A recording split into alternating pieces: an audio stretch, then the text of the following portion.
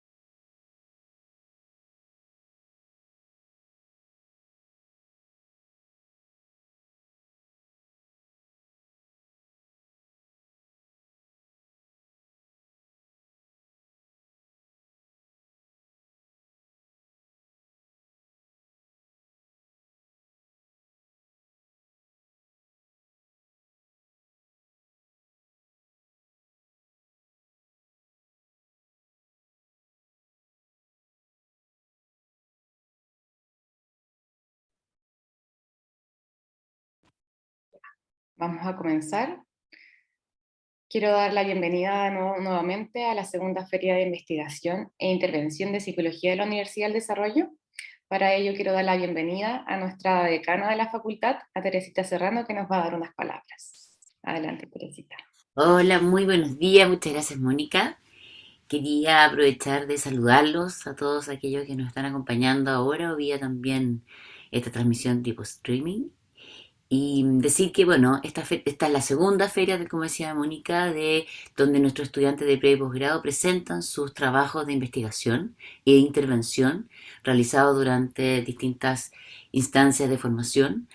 Y para nosotros, la verdad, para la facultad, para nuestros académicos y también para nuestros estudiantes, esta es una instancia para poder compartir y difundir los resultados de estos trabajos y sobre todo poder generar un diálogo académico, ¿no es cierto?, donde podemos, después de su presentación, hacer preguntas, dialogar, ver las proyecciones que tienen estos trabajos y sobre todo darle un lugar muy importante a un trabajo que requiere, ¿no es cierto?, de mucha dedicación y que para nuestra facultad y para la formación de nuestros estudiantes es muy relevante. Entonces, yo quería decirles que les agradezco mucho el disponerse, ¿no es cierto?, a esta actividad, a aquellos que van a presentar y también a todos aquellos que nos acompañan en las preguntas, la reflexión, de tal manera de poder construir este diálogo académico que es tan relevante para la formación y también para aquello que podemos ver cómo desde estos resultados, ¿no es cierto?, de esta reflexión, podemos también proyectar hacia distintos contextos, ¿no?, cómo esto se puede aplicar y de ahí contribuir al conocimiento y el desarrollo científico. Así que eso, darle la más cordial bienvenida. Muchas gracias, Mónica, que estás acompañándonos acá tú también desde esta moderación. Así que atenta, yo estaré también ahora como asistente, después acompañándolo, para después hacer también preguntas y poder conversar con ustedes. Así que muchas gracias, muy bienvenidos. Muchas gracias, Teresita. Vamos a comenzar entonces con nuestra primera presentación. Ella es Teresa Gómez Lobos, es egresada de Psicología de la Universidad del Desarrollo de Concepción y nos va a presentar impulsividad, apoyo social percibido y su relación con el riesgo suicida en adolescentes. Teresa, recuerda que tienes aproximadamente 15 minutos para tu presentación y les voy a pedir que por favor sus preguntas las dejen en el chat y las vamos a realizar al final del panel. Muchas gracias. Puedes comenzar, Teresa. Bien, buenos días a todas y todos los presentes. Como decían, ¿cierto? Mi nombre es Teresa Gómez Lobos, soy psicóloga egresada de la universidad y hoy día les voy a presentar mi trabajo de investigación que se titula Impulsividad, apoyo social percibido y su relación con el riesgo suicida en adolescentes en un colegio particular subvencionado en Chihuahua. ¿Ya? Entonces voy a partir un poquito contextualizando y con algunos antecedentes. Entonces primero voy a hablar un poquito sobre el suicidio. ¿Ya? El suicidio es definido como el acto deliberado de quitarse la vida y son alrededor, cada año hay alrededor de 703.000 las personas que se quitan la vida, ¿cierto? Debido a este fenómeno. Desde un punto de vista más bien explicativo, ¿ya? Podemos ver que aquí están las principales teorías que intentan, ¿cierto?, dar una comprensión a este fenómeno. Ya la primera es la de Schneemann, quien es el primer, ¿cierto?, autor que plantea una teoría de suicidio, y él nos habla de que lo que lleva a la persona, ¿cierto?, a tomar esta decisión tiene que ver con un malestar generalizado o, como dice aquí, ¿cierto?, un dolor psicológico intolerable que hace que la persona se vuelva más vulnerable y tenga una predisposición entonces a elegir el suicidio como único método de salida. Tenemos también la teoría de Wenzel y Beck, que hablan de una visión desesperanzadora hacia el mundo, hacia uno mismo, hacia el entorno que los rodea, y por lo tanto predispone a la persona a ser más vulnerable a factores estresores de su ambiente, y por lo tanto lo lleva, ¿cierto?, y lo predispone también a realizar esta conducta suicida. Y también tenemos la teoría de Joyner y colaboradores, ¿cierto?, que ellos plantean la teoría interpersonal psicológica. ¿Qué quiere decir esto? ¿Cierto? Que existe desde estos autores un deseo para que se cometa este suicidio, ¿cierto? Tiene que haber un deseo de muerte que tiene que ver con la ideación, ¿cierto? Pensamientos recurrentes sobre la muerte, y estos a su vez, cuando son muy recurrentes, generan que disminuya entonces la sensibilidad ya al miedo a la muerte. Por lo tanto, disminuye el miedo a la muerte de las personas, y las personas adquieren, ¿cierto?, la capacidad de morir, que eso significa que es la capacidad de ir en contra de su instinto, por ejemplo, de supervivencia y autolesionarse, ¿ya? Y bueno, cuando hablamos de suicidio también desde un punto de vista más bien descriptivo, hablamos de un comportamiento suicida, ya que es un fenómeno escalonado, ¿cierto?, que por lo general parte con una ideación suicida, ya entendida como pensamientos recurrentes sobre la muerte o el deseo de morir, luego con un intento suicida, ya que tiene que ver con la realización de autolesiones, con la intención de quitarse la vida, y finalmente el suicidio consumado. Ya es un fenómeno multicausal, es decir, que existen varios factores de riesgo que se ha visto que están asociados a este fenómeno. Y lo otro importante de mencionar es que esta es la cuarta causa de muerte de personas entre 14 y 19 años, ya correspondientes a la etapa de la adolescencia. Bueno, ¿por qué se caracteriza la adolescencia? ¿Cierto? Es una etapa del desarrollo que se caracteriza porque existen diversos cambios, ¿ya? Y cambios constantes en distintas áreas del desarrollo, ya sea física, psicológica, social, ¿ya? ¿Y qué pasa? Que estos cambios diversos generan que los adolescentes en esta etapa sean más vulnerables a los factores de riesgo, ¿ya? Y bueno, para efectos de este estudio, adolescencia se tomó, ¿cierto?, entre las edades de 13 a 18 años.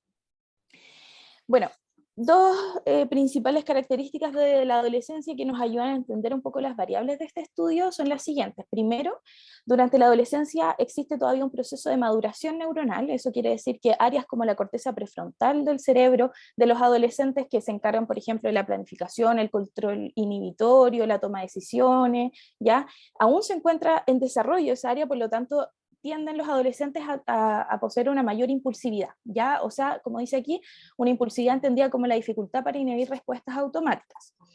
Y se ha visto en diversos estudios que el aumento de la impulsividad se relaciona significativamente con un aumento en conductas suicidas adolescentes, ¿ya? Y por otro lado, la adolescencia se caracteriza también por una búsqueda de identidad y autonomía. Ya aquí las personas comienzan en esta etapa a fortalecer los vínculos con sus amistades en búsqueda de su identidad, de su autoconcepto. Por lo tanto, fortalecen, ¿cierto?, con su grupo de pares, y a la vez intentan un poco distanciarse de su familia buscando esta independencia emocional, ¿ya?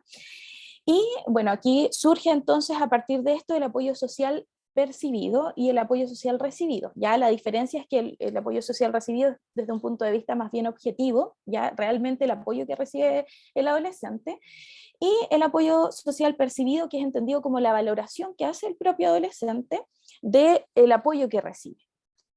Ya aquí cobra mucha relevancia las amistades, pero diversos estudios han demostrado que al momento de enfrentarse a situaciones, por ejemplo, de crisis mayores, los adolescentes tienden a volver, ¿cierto?, a pedir ayuda a su familia, más que a los amigos, cuando hay así crisis más importantes. Y se ha visto que el aumento del apoyo social percibido, ¿cierto?, en diversos estudios demuestran que se relaciona significativamente con una disminución del riesgo suicida. Bueno, a partir entonces de esta información surgió la siguiente problema de investigación que se plantea a través de esta pregunta y dice, ¿qué relación existe entonces entre la impulsividad, el apoyo social percibido y el riesgo suicida en adolescentes de un colegio particular subvencionado de Chihuahua? ¿Ya? Aquí están las hipótesis centrales. En primer lugar, ¿cierto? Se plantea una hipótesis central, que es que la impulsividad y el apoyo social percibido, ¿cierto?, van a predecir significativamente el riesgo suicida. Ya, ahora más específicamente, en nuestra primera hipótesis, ¿cierto?, planteamos, ¿cierto?, que las conductas impulsivas, ¿cierto?, a mayor nivel de conductas impulsivas, mayor también será el nivel del riesgo suicida en los adolescentes. Y como segunda hipótesis tenemos que mientras mayor sea el apoyo social percibido, menor entonces va a ser el riesgo suicida en los adolescentes de este colegio, ¿ya? Aquí están los principales objetivos que se plantearon. Lo primero, el objetivo general, tiene que ver con evaluar la capacidad predictiva tanto de la impulsividad como del apoyo social percibido sobre el riesgo suicida en adolescentes de este colegio. Y para lograr este objetivo general se plantearon estos tres objetivos específicos, ¿ya? El primero tiene que ver con evaluar la percepción, ¿cierto?, de apoyo social, evaluar la impulsividad y los niveles de riesgo suicida en los adolescentes del colegio. Luego, ¿cierto?, se determinó la relación que existe entre impulsividad y riesgo suicida en los adolescentes, y luego se determinó la relación también que existe entre el apoyo social percibido y el riesgo suicida en los adolescentes. Aquí vamos a hablar un poquito sobre la metodología, ¿ya? Bueno, este fue un estudio con enfoque cuantitativo, ya fue de alcance correlacional, y los participantes correspondieron a 75 estudiantes de entre octavo a cuarto medio, ya de este colegio que yo les menciono. Se proyectó, ¿cierto?, realizar un diseño de muestreo censal, eso quiere decir que se esperaba abarcar a toda la población, sin embargo, finalmente se logró solo alcanzar al 43% de la población, ¿ya? Y acá están los instrumentos aplicados. Se aplicó un cuestionario sociodemográfico, la escala de suicidalidad de Ocacha, la escala de impulsividad, que mide la impulsividad en 3 niveles, impulsividad cognitiva, no planeada y conductual, y tenemos la escala multidimensional de apoyo social percibido, ya que esa mide el apoyo social de 3 fuentes, que son de la familia, de los amigos y de alguien significativo. Bueno, ¿cómo fue el procedimiento, cierto? Se puso en contacto con la institución, se realizó la firma de los consentimientos informados, posterior a eso entonces se recolectaron los datos, se tabularon, se codificaron, finalmente se elaboró un informe para luego esto ser devuelto a la institución. En cuanto al análisis de datos, ¿cierto?, se utilizó el programa SPSS, aquí están las diversas pruebas estadísticas, ¿cierto?, por ejemplo, de normalidad, estadísticos descriptivos, ¿cierto?, para las variables, correlaciones, regresión lineal múltiple, esas fueron más o menos las pruebas estadísticas que se aplicaron. Y bueno, esto es súper importante, en cuanto a los resguardos éticos, ya primero, al ser un tema sensible, ya se utilizó un consentimiento informado tanto para la institución como para los apoderados y los estudiantes del colegio, ya, o sea, los estudiantes para participar debían tener la autorización de sus apoderados. También, bueno, el resguardo, ¿cierto?, de la identidad y la confidencialidad de la información, además la delicada manipulación de la información, y también se tomó muy en cuenta el principio de no maleficencia, ¿cierto?, porque este tema igual es un poco sensible, por lo tanto se previeron los posibles daños que podía generar tocar estos temas, y por lo tanto para contrarrestar ese daño lo que se hizo fue primero en el cuestionario sociodemográfico se pidieron los últimos dígitos del RUT, y con eso entonces, en caso de que se encontrara que existía un alto riesgo en alguno de los adolescentes, un alto riesgo suicida, ese cuestionario se iba a entregar al equipo de psicología del colegio para que ellos pudiesen intervenir y avisar, ¿cierto?, entrevistar al estudiante y entrevistar a los apoderados, ¿ya? Entonces, eso se estipuló en el consentimiento informado, que ante la presencia de un alto riesgo suicida se iba a tener que romper esta confidencialidad. Además, se entregó, ¿cierto?, un folleto informativo, ¿ya?, que contenía los diversos canales de apoyo psicológico que hay a nivel del Ministerio de Salud, y se entregó a todos los estudiantes y a todos los apoderados. Además, ¿cierto? Se vio que hubiera la presencia de un profesional del área de salud mental en todo momento de la aplicación de los cuestionarios. Ya ahí se pidió apoyo de los psicólogos del colegio para que estuvieran presentes en caso de que alguno de los estudiantes, ¿cierto?, no se presentara alguna dificultad durante la realización de este estudio. Y bueno, y además a cada curso donde se aplicó este estudio se realizó una psicoeducación ya con enfoque de prevención de conducta suicida en los adolescentes, ¿ya? O sea, se realizó una psicoeducación, una presentación en cada uno de los cursos, ¿ya? Y ahí participaron todos los estudiantes del curso, independientes si participaban o no de la investigación. Y aquí tenemos los principales resultados. Tenemos, bueno, primero, ¿cierto? Nuestra muestra finalmente fue de 75 estudiantes, ya el 43% de la población. El 53.3% fue del género masculino y el 46.7% del género femenino. Si bien se preguntó sobre género no binario, no hubo ningún cuestionario, ¿cierto?, que tuviera esa opción marcada, por lo tanto, por eso no aparece aquí. Se realizó también un análisis de normalidad y podemos ver que tanto la impulsividad como el apoyo social percibido, ¿cierto?, tienen una distribución normal, ¿ya? Y por el contrario, el riesgo suicida no presentaba una distribución normal. Y aquí están, ¿cierto?, los resultados de cada variable. La impulsividad total destacó el nivel alto, en el apoyo social percibido destacó el nivel alto también, en el riesgo suicida destacó el nivel medio, pero si se fijan igual se distribuye entre el nivel medio y alto, ¿ya? Estos son los niveles, ¿cierto?, de impulsividad, apoyo social percibido y riesgo suicida que se obtuvieron de los adolescentes del colegio. Y aquí yo es muy importante este resultado, que el apoyo de los amigos, ¿cierto?, fue el que destacó, ¿cierto?, principalmente, con un 53.3% el nivel alto, ¿ya? Bueno, aquí está entonces la tabla de correlaciones, y de aquí lo más importante es observar que al aplicar este coeficiente de correlación de Spearman, lo que pudimos ver es que la impulsividad total, ya primero se relaciona significativamente y de manera negativa, ya es decir, inversa, con el apoyo familiar. Otro resultado significativo es que la impulsividad total, ¿cierto?, se relaciona significativamente y positivo, ¿cierto?, es decir, directamente con el riesgo suicida, ¿ya?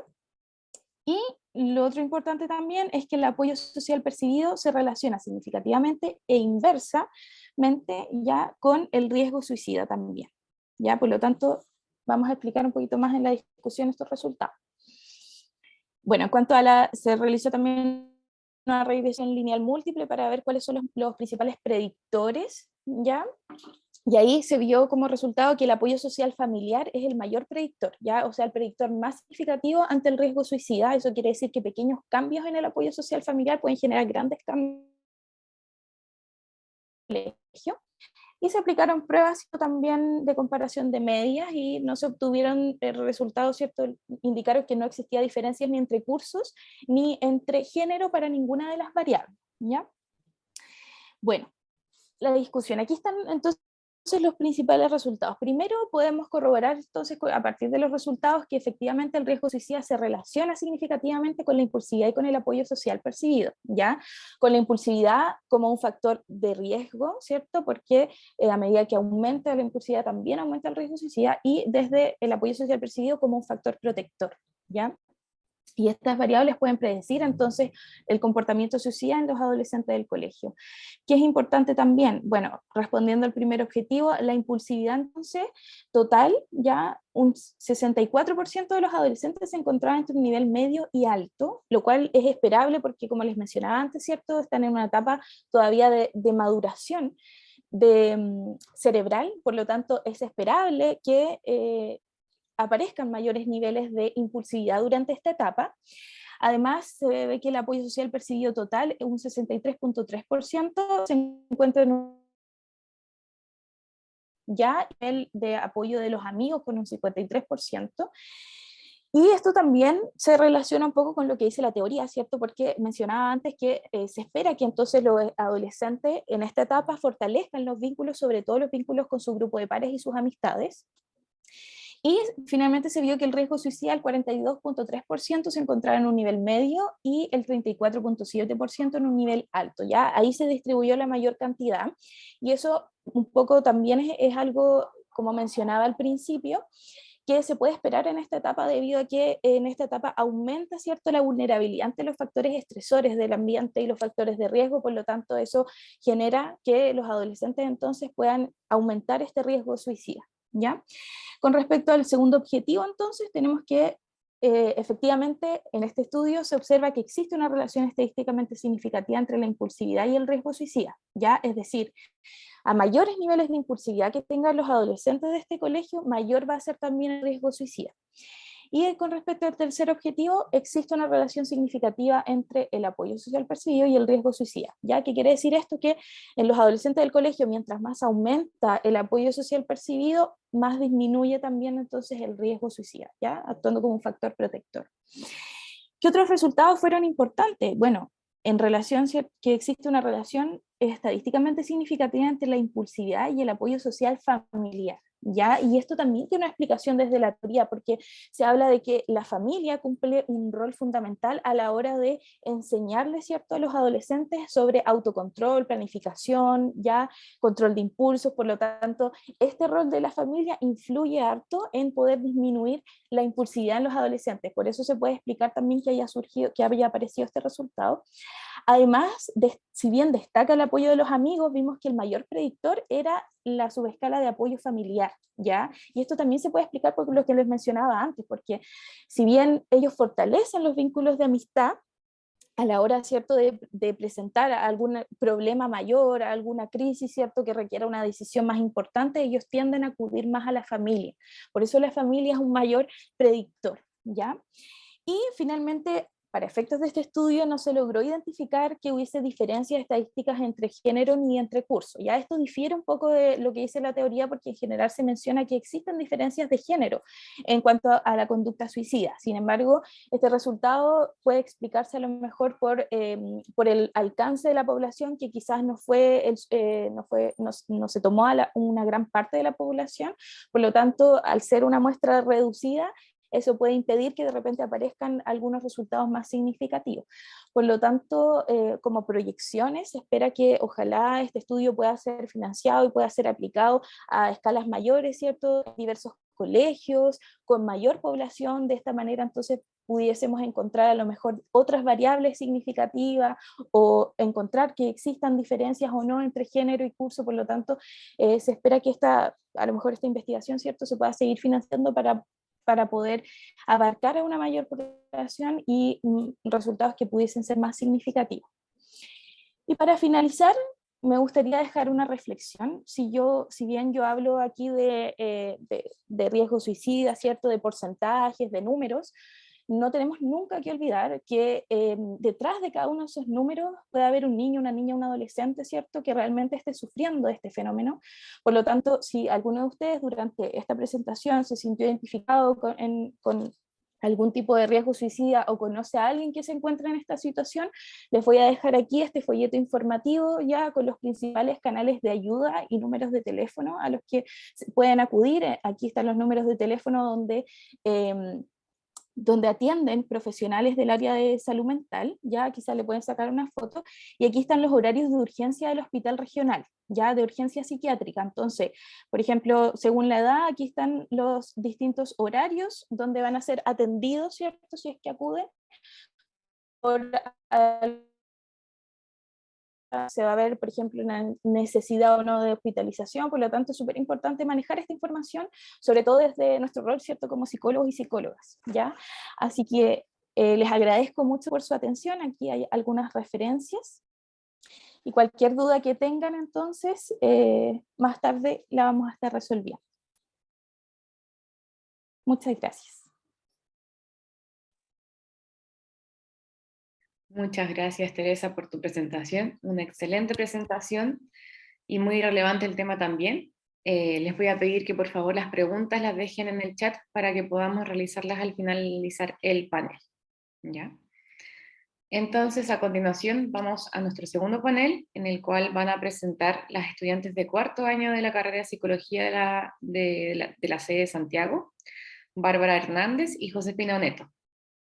Ellas van a realizar la presentación Efectos de un software de realidad virtual en la reducción de estigma hacia las personas con esquizofrenia, un estudio mixto experimental.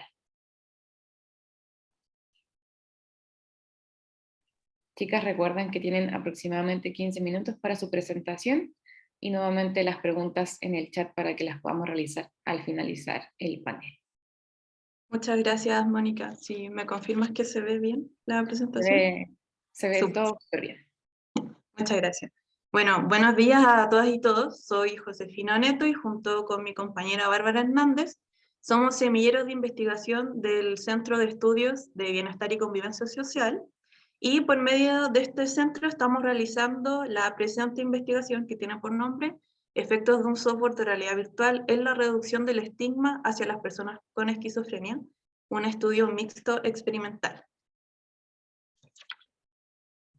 Y para comenzar, se hace necesario contextualizar qué está pasando a nivel mundial, y es que las enfermedades psiquiátricas afectan a más de 450 millones de personas a nivel mundial, donde el 23% sería parte de nuestro país, y en paralelo, en la evidencia internacional, el 76,6% de las personas con presencia de un trastorno mental afirma que se las ha atribuido frecuentemente alguna característica negativa, y a la vez el 80% manifiesta haber sido tratada de manera injusta en algún ámbito de su vida.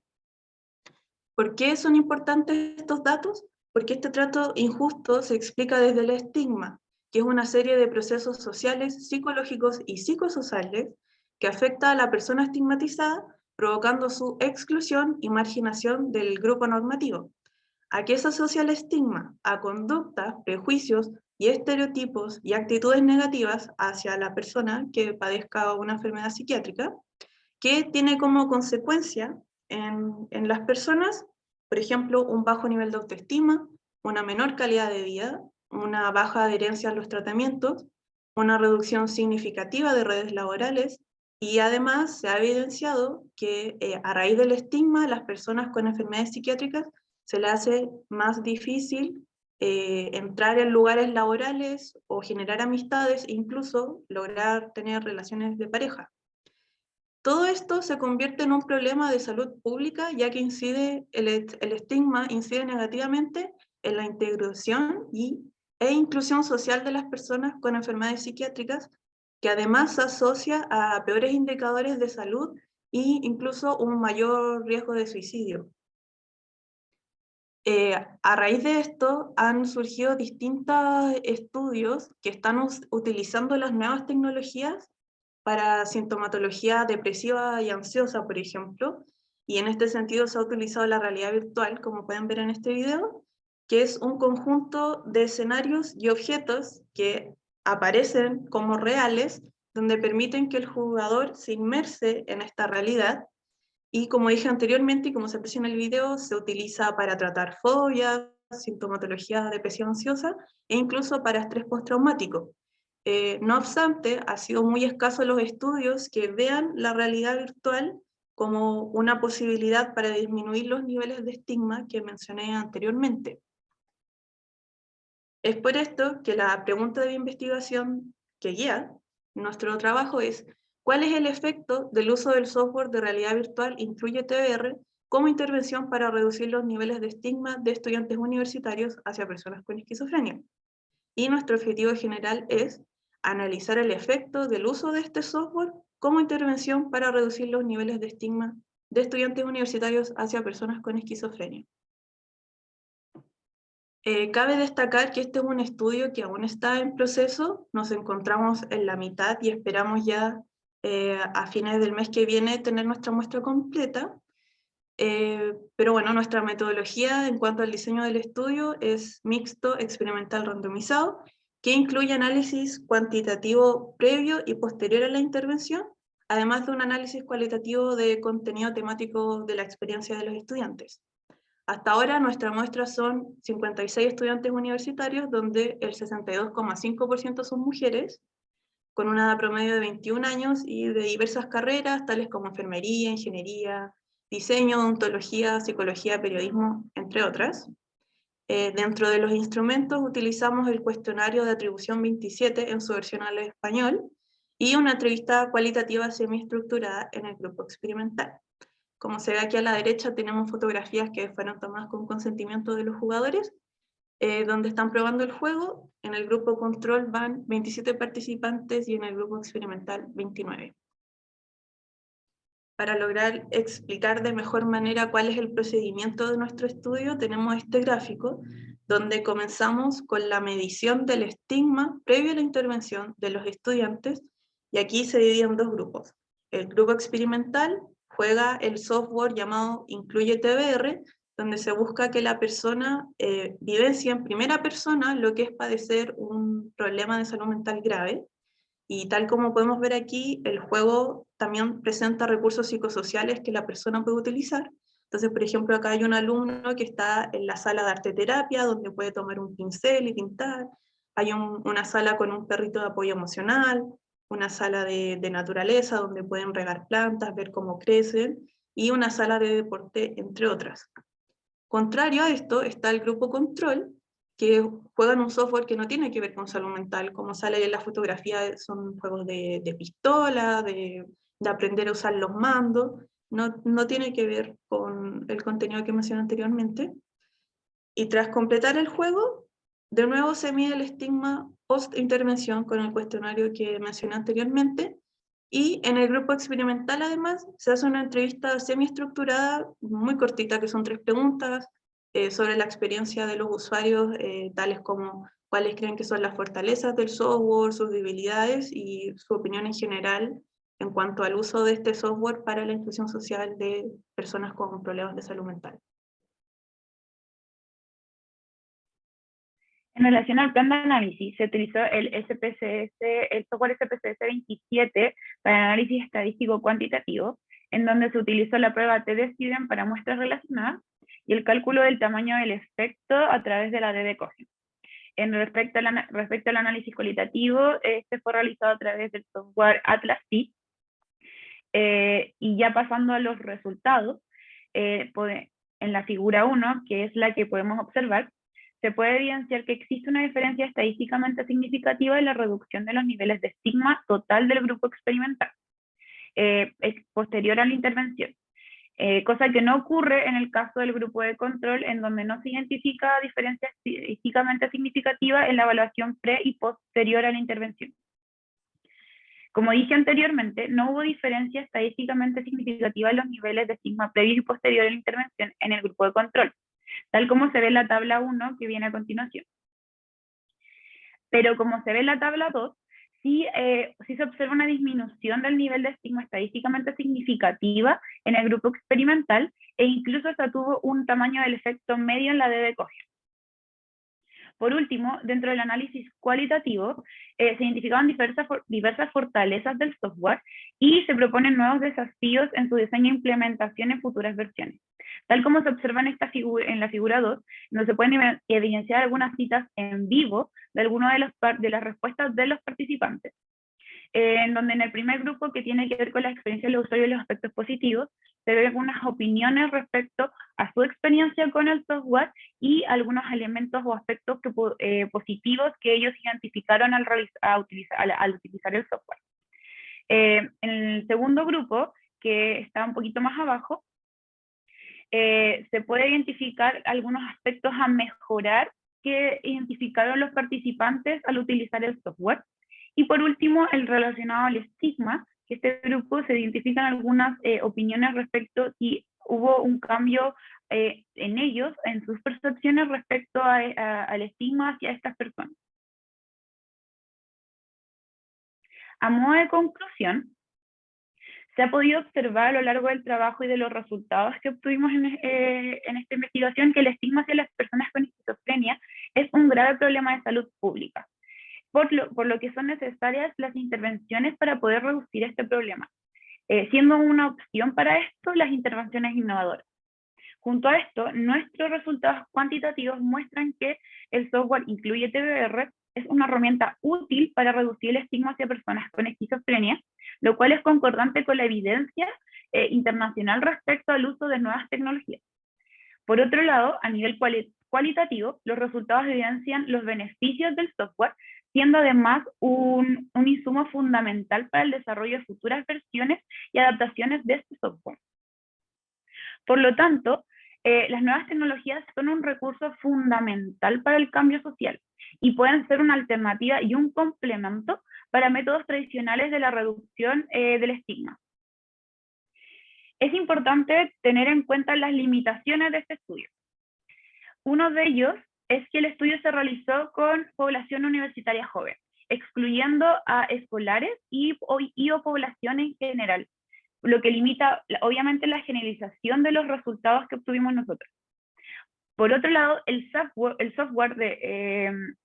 se encuentra adaptado al contexto español, por lo que sería importante para futuras versiones adaptarlo al contexto nacional. Y finalmente, el tamaño de la muestra es relativamente pequeña, pero es importante considerar que nuestro estudio se encuentra actualmente activo, en etapa activa de implementación, por lo que se espera contar con con un tamaño muestral estimado de 120 participantes, con el fin de lograr la potencia estadística necesaria. Para finalizar, queremos destacar que dado que este campo es creciente y emergente, los estudios futuros presentan varios retos en su adaptación y difusión, además de considerar su adaptación en futuras versiones del software a otras poblaciones, como puede ser estudiantes escolares, estudiantes adultos y adultos mayores de nuestro país. Las referencias que utilizamos vienen a continuación, y muchas gracias por su atención. Muchas gracias. Muchas gracias, Bárbara y Josefina, por su presentación. Una excelente presentación, además. Y recordar, de hecho, que nuestra universidad presenta esta tecnología de realidad virtual, en la cual podemos aprovechar de poder integrar esto en distintas aristas de la investigación. Sobre todo en psicología ha sido muy importante. Así que muchas gracias por la presentación.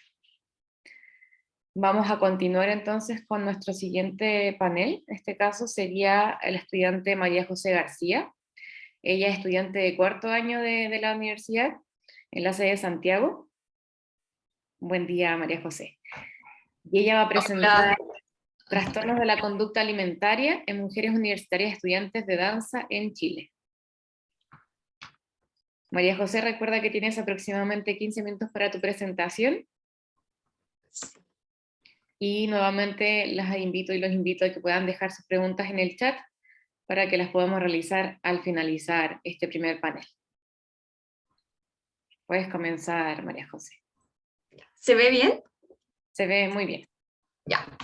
Buenos días a todos y a todas.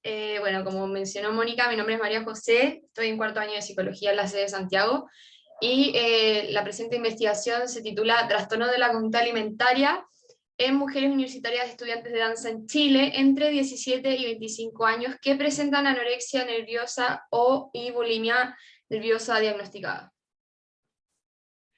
Bueno, a modo antecedente para la formulación del problema, es importante recalcar que los trastornos de la conducta alimentaria, TCA, constituyen un grupo de trastornos mentales que se caracterizan por una conducta alterada de la ingesta alimentaria y la aparición de comportamientos dirigidos a controlar el peso y todo lo asociado hacia este.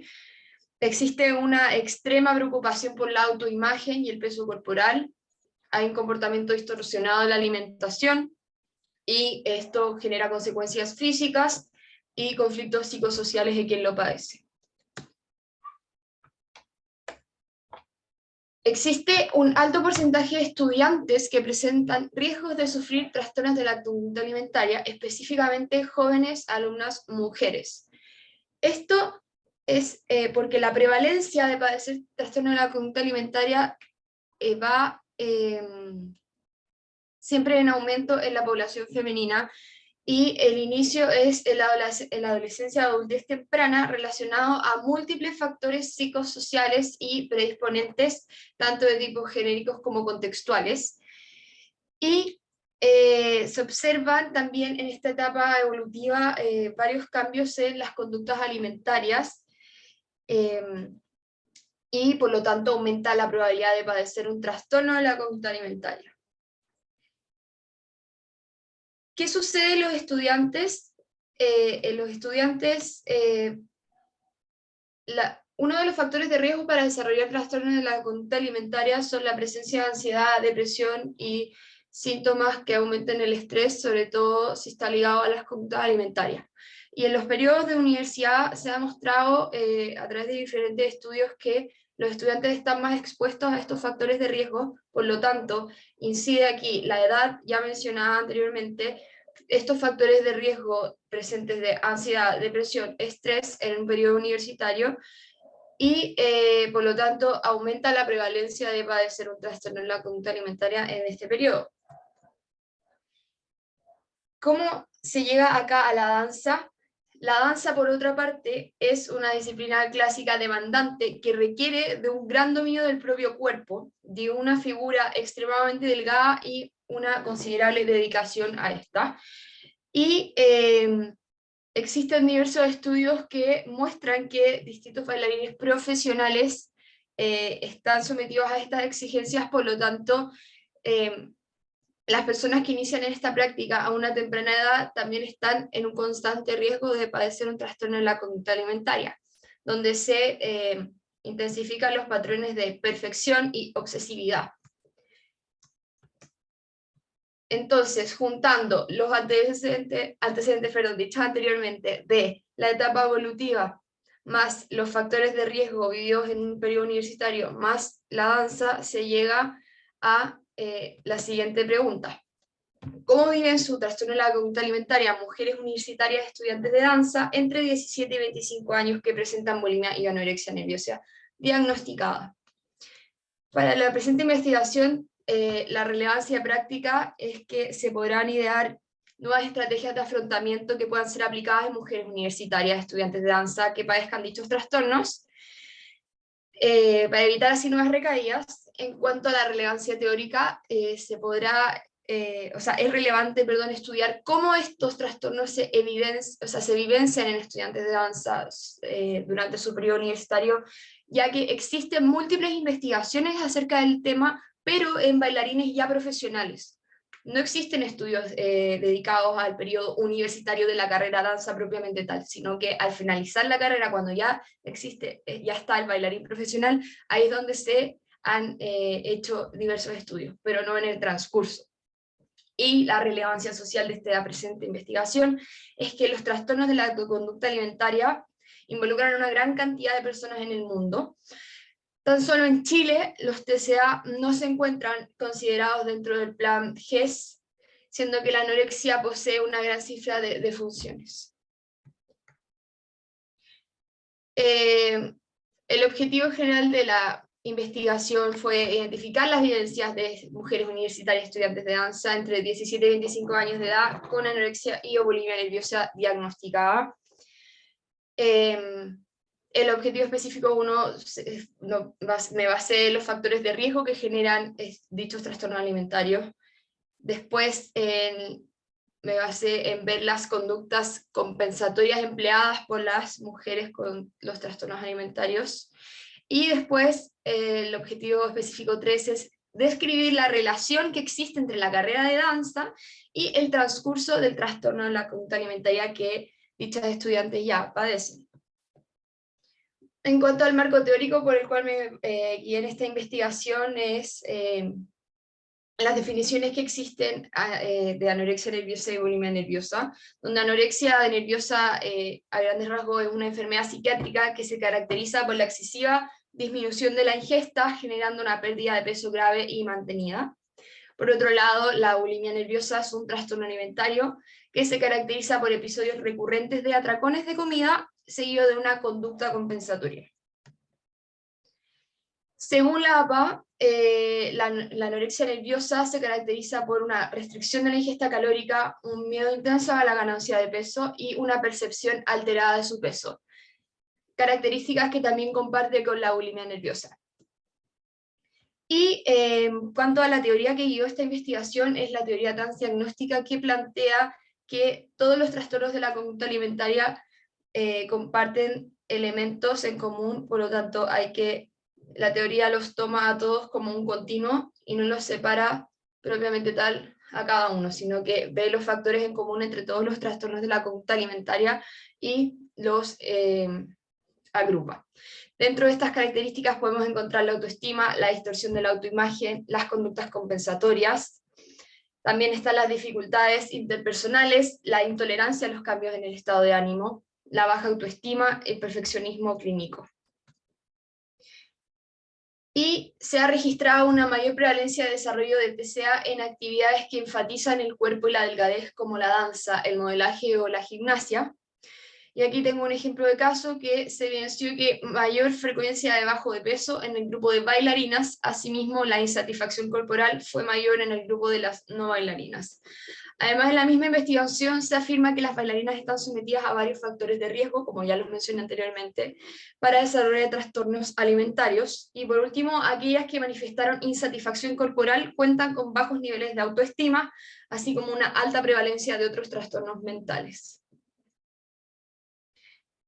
La ansiedad en personas con trastorno alimentario las lleva a una idea de perfeccionismo, donde existe un excesivo control. El control también está asociado a la perfección, característica propia de trastornos de la conducta alimentaria. Y en el contexto universitario, como se mencionó anteriormente, los niveles de estrés y ansiedad en individuos sanos se incrementa e intensifica los síntomas de aquellos trastornos mentales ya preexistentes. Por lo tanto, el contexto universitario en personas que padecen trastornos de la conducta alimentaria es un gran factor de riesgo para el transcurso del trastorno. Y los principales ejes que guiaron esta investigación fueron las condiciones causales, en las que están las categorías de la Academia de Ballet y el desarrollo del trastorno alimentario, las características del ballet, el periodo universitario y el desarrollo del TCA, el autocuidado, las características personales y las trayectorias de vida. Nuestro segundo eje es las consecuencias que generan estos trastornos alimentarios y las estrategias de acción e intervención que se pueden aplicar en un trastorno de la conducta alimentaria en un contexto universitario. En cuanto a la metodología, es una metodología cualitativa y se usó este tipo de diseño debido a que se quería identificar las vivencias de las mujeres, por lo tanto nos permite acceder más a su subjetividad y a sus vivencias como tal. Es un tipo de estudio no experimental cualitativo, de alcance temporal transversal, profundidad exploratoria y descriptiva. Mi muestra es mujeres universitarias estudiantes de danza entre 17 y 25 años con anorexia y o bulimia nerviosa diagnosticada. Muestré uno probabilístico y el procedimiento fue básicamente mantener los resguardos correspondientes para que la intervención sea aprobada. Luego se realizó el procedimiento de bola de nieve en el que fui contactando a distintas estudiantes que correspondían a mi muestra y así fui realizando las diversas entrevistas. Y mi enfoque epistemológico en esta investigación sería el paradigma interpretativo, ya que como se dijo anteriormente, es para interpretar las vivencias de dichas estudiantes. En cuanto a los criterios de inclusión, mujeres universitarias entre 17 y 25 años, estudiantes de danza que presentan anorexia y bulimia nerviosa, y exclusión, mujeres universitarias entre 17 y 25 años, estudiantes de danza que presenten otros trastornos que puedan interferir en la alimentación, como lo es la diabetes mellitus o alteraciones sensoriales como esquizofrenia, ya que estos pueden alterar la percepción de la realidad en cuanto a las conductas alimentarias y a la propia imagen corporal, no necesariamente siendo causa el trastorno alimentario, sino que estos trastornos. Como se dijo anteriormente, el método fue la bola de nieve, donde un contacto me deriva a otro contacto y así pude ir contactando a esta muestra que es bastante específica. Luego el proceso de codificación y en cuanto a los criterios de rigor, se utilizó transparencia y contextualidad y la intersubjetividad, donde hubo 5 entrevistadas para poder lograr tener una variedad de resultados y ahondar en temas relevantes para la investigación. En cuanto a los aspectos éticos, principio de beneficencia, si la investigación entrega algún aporte o beneficio, se le dará este beneficio a las participantes, y el principio de autonomía, donde cada una recibió un consentimiento informado y se le informó acerca de lo que sucedería durante toda la investigación. Y en cuanto a los resultados, pude realizar aquí el esquema en la codificación axial, donde podemos ver que tenemos factores de riesgo para el desarrollo y el transcurso del trastorno de la conducta alimentaria y factores Protectores. Se pudo ver mediante las entrevistas que hay una ausencia de estos factores protectores, y los factores de riesgo los dividimos en contextuales, que en este caso sería la academia de ballet, las características de la danza, el periodo universitario, el desarrollo del trastorno alimentario y la competitividad en la disciplina. Y factores de riesgo personales, un autocuidado bajo, características personales que influyen en el trastorno y las trayectorias de vida de cada bailarina. Y en cuanto a los factores de, protectores, perdón, hay una ausencia de redes de apoyo, hay ausencia de concientización sobre los trastornos de la conducta alimentaria, hay sentimientos respecto a la danza que incrementan la incidencia de un trastorno de la conducta alimentaria, y hay autocuidado, o sea, en cuanto al autocuidado, hay conductas que incentivan el desarrollo y el transcurso del TCA.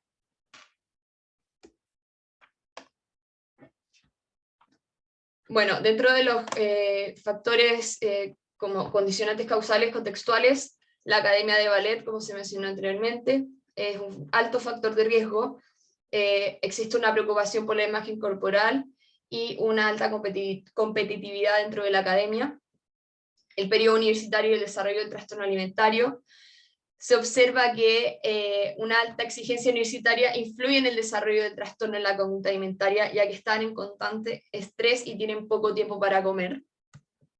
Las características de la danza es una disciplina demandante, y en el ambiente de la danza hay una preocupación excesiva por el peso de la figura y una extrema preocupación también por la perfección dentro de la danza. Luego, la competitividad dentro de la danza es un factor de riesgo importante. En cuanto a las condiciones causales personales que se pudieron desprender de este estudio, el autocuidado, factores que degradan esto.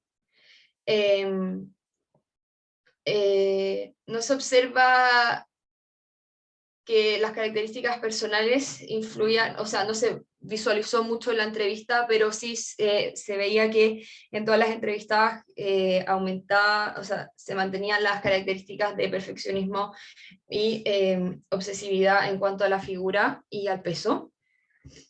Y en cuanto a la trayectoria de vida, las entrevistadas practican danza desde la infancia, creciendo todas ellas en un ambiente cargado de disciplina y donde el rol del cuerpo es de total relevancia. Y las consecuencias observadas en las entrevistadas es que los efectos adversos de padecer un trastorno en la conducta alimentaria, existe una distorsión de la autoimagen que se relaciona con la alteración de la percepción de la talla, una percepción alterada de lo cognitivo, de lo afectivo, asociada a una insatisfacción y preocupación por la figura. En cuanto a las estrategias de intervención y acción que se pudo observar en la investigación, las redes de apoyo son de total relevancia, tanto como familiares, tanto desde la universidad y como desde amigos, y se nota una ausencia de redes de apoyo, sobre todo en las instituciones que imparten la carrera de danza. Ninguna posee un centro de apoyo psicológico especializado en trastornos de la conducta alimentaria, siendo que es un trastorno que está presente en la mayoría de las academias de danza.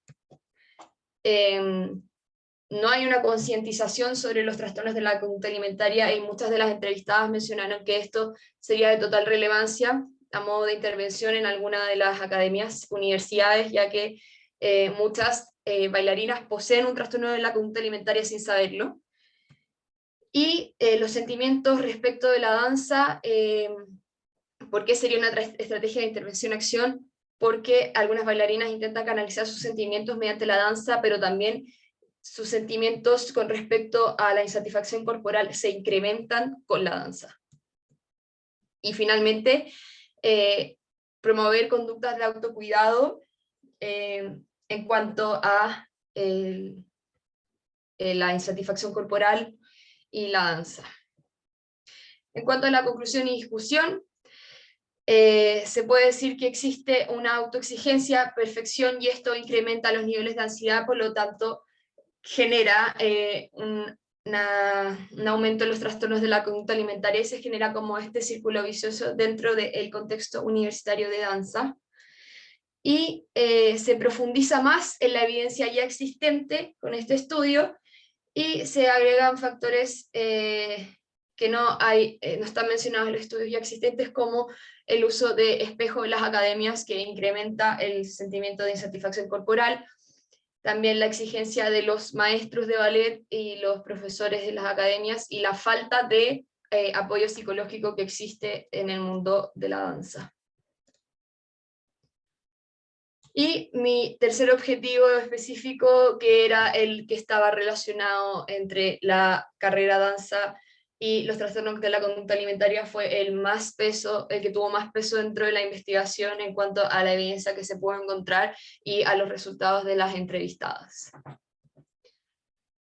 Se puede decir también que existe una alta presión psicológica dentro de la carrera danza en cuanto a la contextura corporal. Existe un desgaste multidimensional y se cumple con el objetivo general, que era identificar las vivencias de las mujeres universitarias estudiantes de danza. Se comprueba mediante la narrativa de las entrevistadas y en relación con el marco teórico que factores como la perfección, obsesión, autoexigencia, ansiedad y un entorno desgastante son causales del desarrollo de los trastornos de la conducta alimentaria, y esto aporta una visión real general de tipo relevancia social. En cuanto a las limitaciones, no se pudo ahondar de manera más detallada en información teórica y empírica respecto a redes de apoyo y tratamientos psicológicos de las entrevistadas. Y en cuanto a sugerencias para futuras líneas de investigación, se sugiere principalmente indagar más en factores protectores y la importancia de asistir a terapia psicológica para poder tener una idea y barniz general de cuáles son los principales tratamientos que abordan a los trastornos de la conducta alimentaria. A continuación está mi bibliografía. Muchísimas gracias por su atención.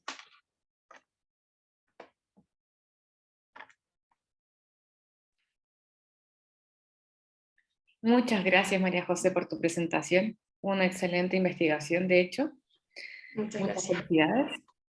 Y ahora, a continuación, vamos a comenzar entonces la ronda de preguntas para este primer panel. Así que invito a Josefina, a María José, a Teresa, que puedan prender sus cámaras para revisar algunas de las preguntas que realizaron. Tengo algunas preguntas. En el caso de Josefina y Teresa, no, Josefina y Bárbara, perdón. Cristian pregunta: muchas gracias por su presentación. A partir de los antecedentes y resultados, quisiera saber si observaron un rol de la influencia del entorno social que pudiera estar explicando la preocupación de la figura. Por ejemplo, si sus pares en la danza influyen con sus demandas y si la sociedad en su conjunto las demanda y provoca esta insatisfacción. Esta pregunta, perdón, va para María José, no va para Josefina y para Bárbara.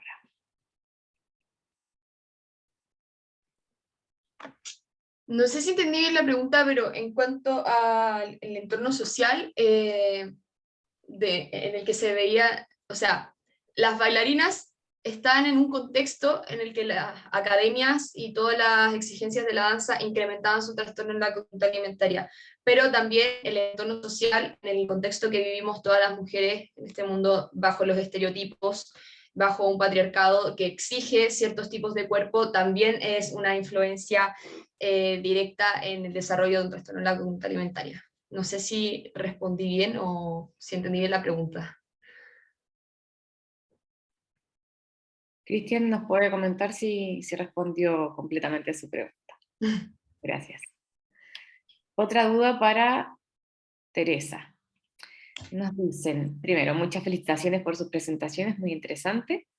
Y pregunta: ¿cómo podríamos potenciar el apoyo social y familiar en el caso de la conducta de riesgo suicida?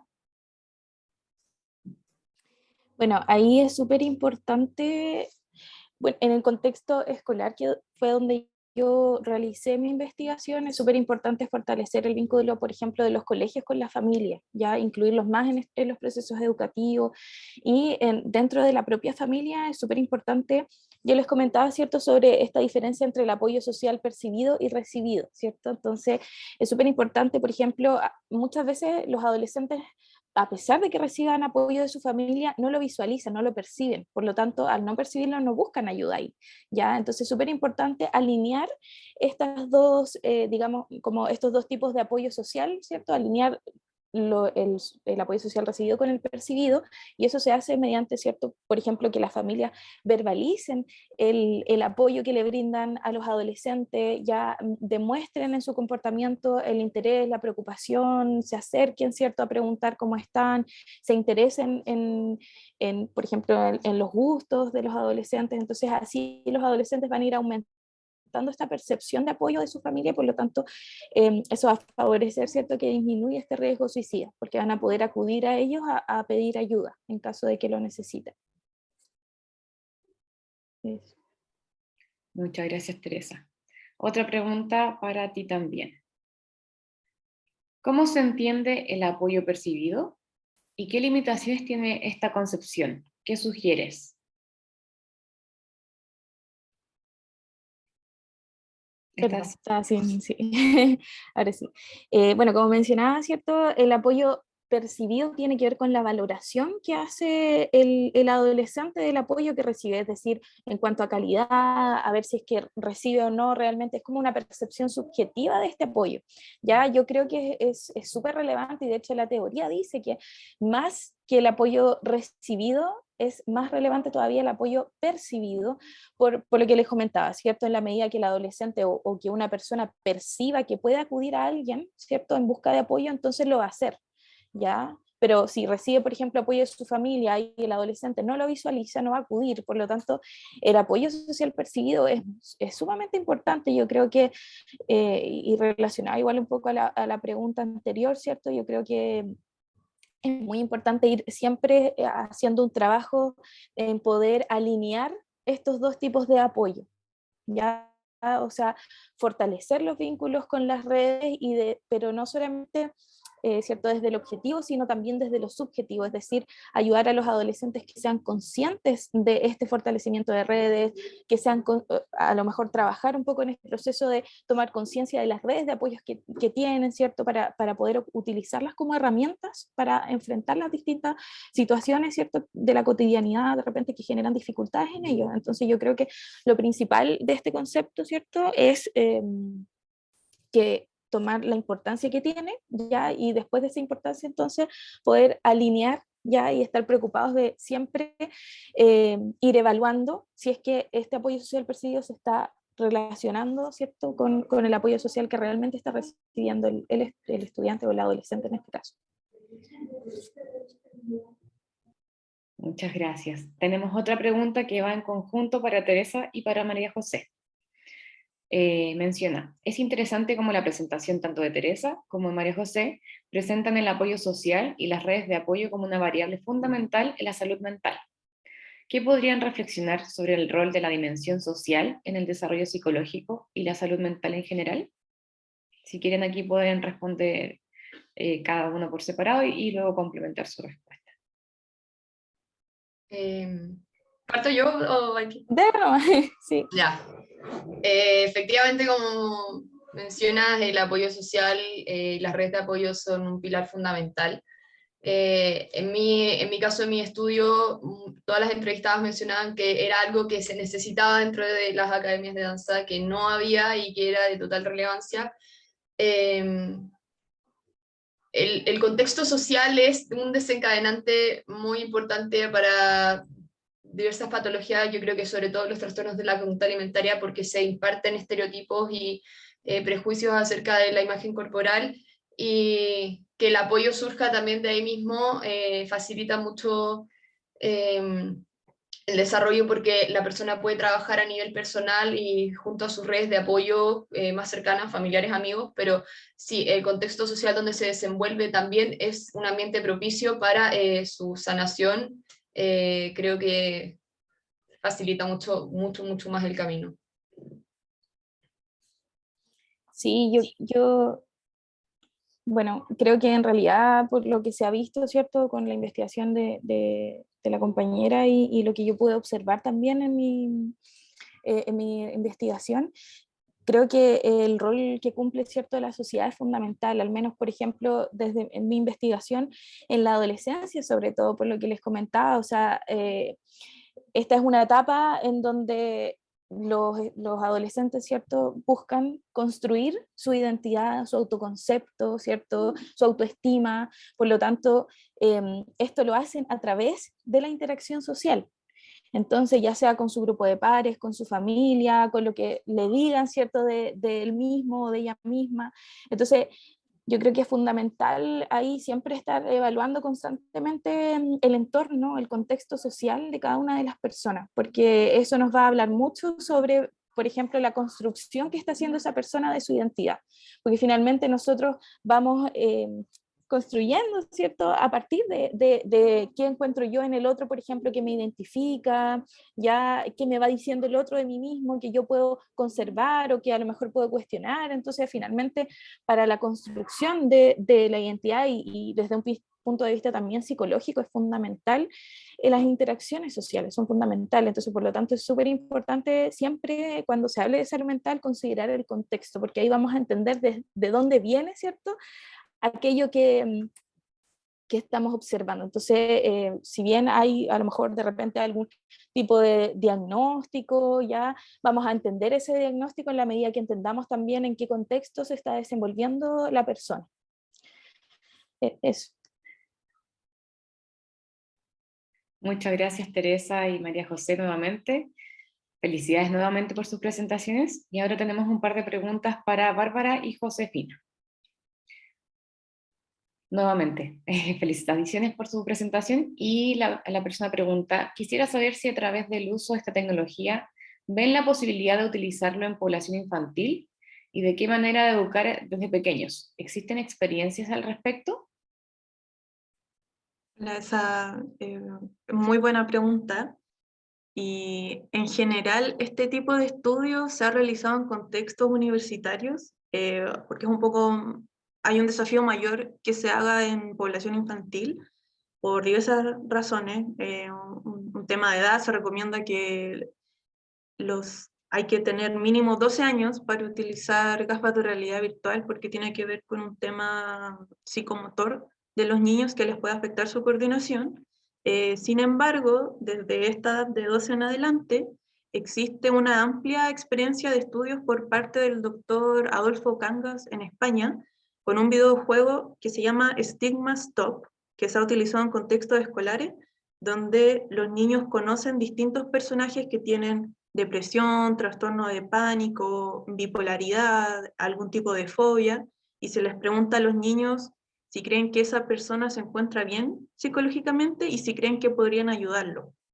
El doctor Cangas es también creador del juego Incluyete VR, que es el que usamos en este estudio, y es parte del equipo asesor del mismo.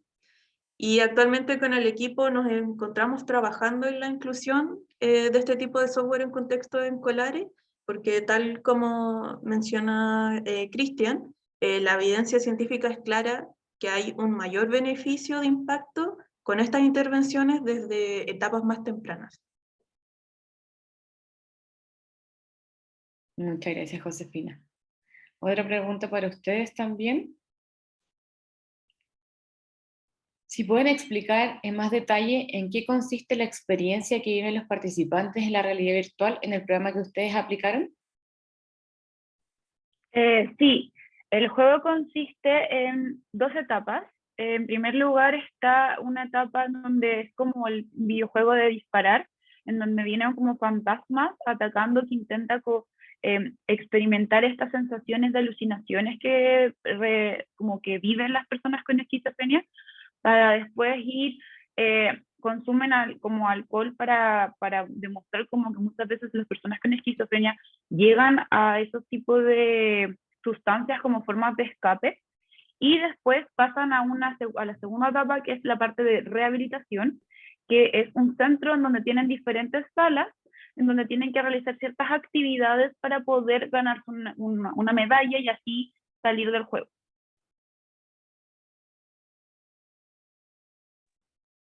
Muchas gracias. Y otra pregunta también para ustedes. Muy interesante presentación y dice, considerando que el uso de tecnologías innovadoras es una estrategia de alto costo, ¿cómo podemos llegar con estas experiencias a la comunidad en general? ¿O cómo podemos trabajar el estigma en la comunidad si no contamos con el acceso a estas tecnologías? Como que sí, es muy buena pregunta. Sí es un hecho de que las tecnologías tienen un alto costo, no obstante igual se puede acudir como forma de educación a lugares en donde sí se tiene, por ejemplo la universidad que tiene este Realitech.